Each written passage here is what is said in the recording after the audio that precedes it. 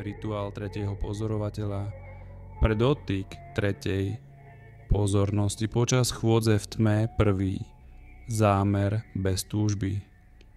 Pred vstupom do tmy si povedz vnútorne: nepotrebujem nič, nesnažím sa dosiahnuť, iba som. Tretia pozornosť neprichádza cez snahu, ale cez úplné zjemnenie zámeru. Druhé vypnutie vnútorného monológu. Počas chôdze alebo státia nechaj myšlienky plynúť ako tichý vietor. Nezasahuj, neanalyzuj, len si vedomý priestoru, v ktorom sa myšlienky objavujú. Tretie, rozšírení pozornosti mimo tela začni cítiť, že tvoje vedomie prekračuje tvoje fyzické telo. Nie ako predstava, ale ako pocit jemného vyžarovania.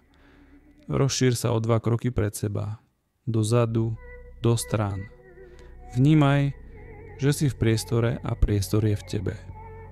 Štvrtá, prítomnosť bez ja, uvedom si. Nepozorujem ja, je len pozornosť. A nechaj túto vetu odísť tiež a zostane len je.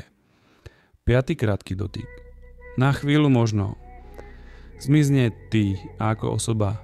Nebudeš vnímať telo, čas a priestor sa zastavia a zostane len čisté ticho, bez otázky, bez odpovede. To je záblesk tretej pozornosti. Nesnaž sa ho udržať, nesnaž sa ho zopakovať, len ho nechaj byť. 6. ukotvenie po návrate. Keď sa vrátiš do normálneho vedomia, nevstupuj hneď do rozprávania alebo hluku.